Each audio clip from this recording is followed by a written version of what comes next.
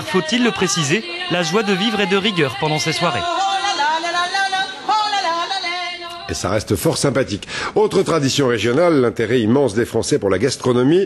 C'est le premier pays du monde en matière de gastronomie. Et la suite de notre série gourmande consacrée cette fois à une région, la région Centre. On y a parlé depuis lundi des poissons du bord de Loire, du crottin de Chavignol hier. Aujourd'hui, d'autres produits de terroir plus simples qu'un jeune chef travaille avec passion à Châteaumeillan dans le Cher.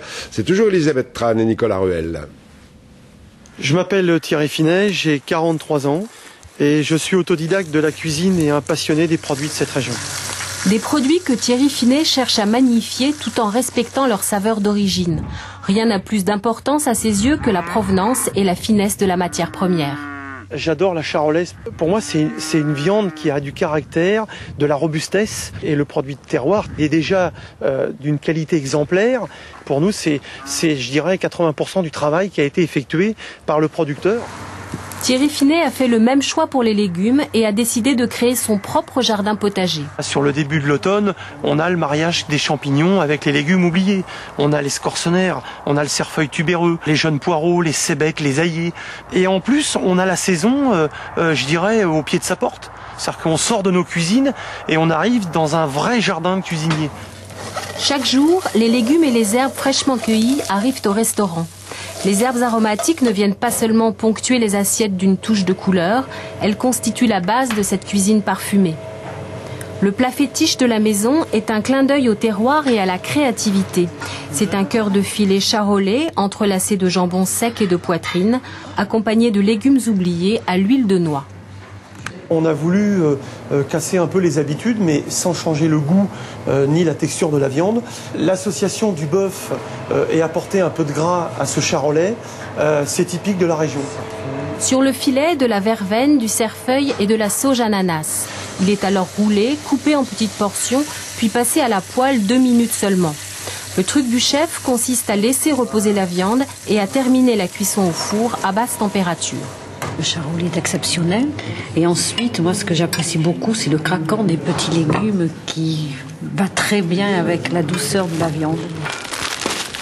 Donc c'est un pigeon qui est d'abord saisi. Autre spécialité de la maison, le pigeon rosé cuit au foin en cocotte. C'est vraiment un plat qui est à la fois doux, puissant, enfin, il a énormément de qualité. Un petit bijou. Des assiettes lumineuses comme autant de petites œuvres d'art, des tableaux sur porcelaine incarnant la passion du bon et du beau, le travail d'un homme au service des produits de son pays, le Berry, une région qu'il aime profondément. Mais ça donne fin tout ça. Ce reportage, comme tous les autres, vous pouvez le retrouver sur le nouveau site internet du journal, www.tf1.fr/13h. Tout ça en minuscule. Demain, on ira à Issoudun, dans l'Indre, pour parler gastronomie encore. Et à propos du site internet, je vous y retrouverai demain après-midi en direct à 17h pour un chat, comme on dit, pour dialoguer en direct avec vous et répondre à toutes les questions que vous pouvez vous poser. Tradition encore avec une image qui nous vient de Grande-Bretagne maintenant. C'était ce matin le solennel et traditionnel discours de la reine en très grande tenue, vous le voyez, devant la Chambre des Lords. Un discours du trône lu par la reine Elisabeth, mais rédigé comme d'habitude par son Premier ministre Tony Blair, dont c'était le dernier discours du trône.